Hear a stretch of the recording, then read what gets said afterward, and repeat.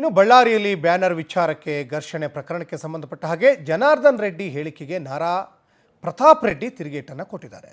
ಜನಾರ್ದನ್ ರೆಡ್ಡಿ ಕುತಂತ್ರದಿಂದ ಭಯಪಡಿಸಲಿಕ್ಕೆ ಸಾಧ್ಯ ಇಲ್ಲ. ನಿನಗೆ ಧೈರ್ಯ ಇದ್ದರೆ ನೇರವಾಗಿ ಬಾ, ಕನಕದುರ್ಗಮ್ಮ ದೇವಸ್ಥಾನದಲ್ಲಿ ಚರ್ಚೆ ಮಾಡೋಣ ಬಾ. ಇದು ನಾರಾ ಭರತ್ ರೆಡ್ಡಿ ಚಿಕ್ಕಪ್ಪ. ನಾರಾ ಪ್ರತಾಪ್ ರೆಡ್ಡಿ ಸವಾಲು ಹಾಕಿದ್ದಾರೆ ಜನಾರ್ದನ್ ರೆಡ್ಡಿಗೆ. ಇರೋದು ಸರ್, ಪಕ್ಷದ ಕಡೆಯಿಂದ ವೈಯಕ್ತಿಕವಾಗಿ ಸರ್ಕಾರದ ಏನಂದ್ರೆ ಸಾಯಂಕಾಲ ಒಳಗೆ ಗೊತ್ತಾಗ್ತದೆ, ಅನೌನ್ಸ್ ಮಾಡ್ತಾರೆ. ಅವೆಲ್ಲ ಫಾರ್ಮ್ಯಾಟ್ ಅದೇನು ನಮಗೆ ಕೊಡೋದ್ರಲ್ಲಿ ನಮಗೇನು ಕಡಿಮೆ, ಭಗವದ್ಗೀತೆ ಕಡಿಮೆ ಮಾಡಿಲ್ಲ, ಯಾವಾಗಲೂ ಕೊಡ್ತಾನೆ ಹೋಗ್ತಿದ್ವಿ. ವೈಯಕ್ತಿಕವಾಗಿ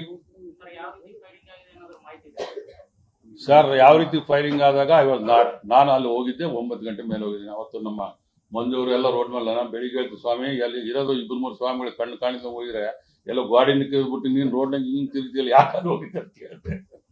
ಪಾಪ ಅವ್ರು ಎಕ್ಸ್ಪೆಕ್ಟ್ ಮಾಡಿದ್ರು ಈ ತರ ಟರ್ನ್ ತಗೋದು. ಆ ಟರ್ನಿಂಗ್ ಮಾಡೋ ಮ್ಯಾಜಿಕ್ ಅವ್ರು ಕಲ್ತಿರೋದು. 10 ನಿಮಿಷ ಸಿನಿಮಾ ಹೆಂಗ್ ಟರ್ನ್ ಮಾಡ್ಬಿಡ್ತಾರಪ್ಪ ಅಂದ್ರೆ ಅಬ್ಬಬ್ಬಬ್ಬಬ್ಬಬ್ಬ, ರಾಜಮೌಳಿ ವೇಸ್ಟ್.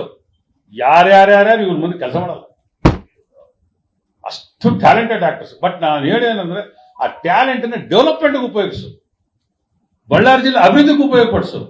ನಾವು ಹೋಗ್ತೀವಿ, ನಾವು ಸನ್ಮಾನ ಮಾಡ್ತೀವಿ ದುರ್ಗಮ್ಮನ ಕೂತ್ಕೊಂಡು ಅದನ್ನ. ಬಟ್ ಬೇರೆ ಇದಕ್ಕೆ ವಯಸ್ಸಾದ್ರು ಬೆದರ್ಸೋದು ಇವೆಲ್ಲ ಯಾರು ಕೇಳೋರಿಲ್ಲ, ಯಾರು ಅದ್ರ ಬಗ್ಗೆ ಲೆಕ್ಕನೂ ಮಾಡಲ್ಲ. ಈಗ ಲೈವ್ ಟೆಲಿಕಾಸ್ಟ್ ಕೇಳ್ತಿರ್ತಾರೆ ಪಾಪ, ಬ್ರದರ್ ಇವತ್ತು ಹೇಳ್ತೀನಿ ನೋಡ, ಮುಂದೆ ಇದೇ ತರ ಸಿನಿಮಾ ಇರಲ್ಲ. ನೀನ್ ಏನ್ ನಮ್ಮ ಫ್ಯಾಮಿಲಿ ಬಗ್ಗೆ ಆಪಾದನೆ ಮಾಡಿಯಲ್ಲ, ನೀನ್ ಬೆನ್ನೆಲುಬು ನೋಡ್ಕೊಂಡ್ರೆ ಮೈ ಅಂಗಿಯೆಲ್ಲ ಬರೀ ರಕ್ತ. ನಮ್ಮ ಅಂಗಿಗಳು, ನಮ್ಮ ಹೃದಯ ಕ್ಲೀನ್ ಆಗಿದೆ. ಹಿಂಗಾಗಿ ನಾವು ಧೈರ್ಯವಾಗಿ ನೀಟಾಗಿ ಮಾತಾಡಿ. ನೀಗ ಆ ಧೈರ್ಯ ಇದ್ರೆ ಒಳ್ಳೆ ಕೆಲಸ ಮಾಡಿದ್ ಬಂದು ದುರ್ಗಮ್ಮಗುಡಿಯಲ್ಲಿ ಕೂತ್ಕೊಂಡು ಮಾತಾಡಪ್ಪ. ಸರ್, ಪಕ್ಷದ ಕಡೆಯಿಂದ ವೈಯಕ್ತಿಕವಾಗಿ ಸರ್ಕಾರದ ಏನಂದ್ರೆ ಸಾಯಂಕಾಲ ಒಳಗೆ ಗೊತ್ತಾಗ್ತದೆ, ಅನೌನ್ಸ್ ಮಾಡ್ತಾರೆ. ಅವೆಲ್ಲ ಫಾರ್ಮ್ಯಾಟ್ ಅದೇನು ನಮಗೆ ಕೊಡೋದ್ರಲ್ಲಿ ನಮಗೇನು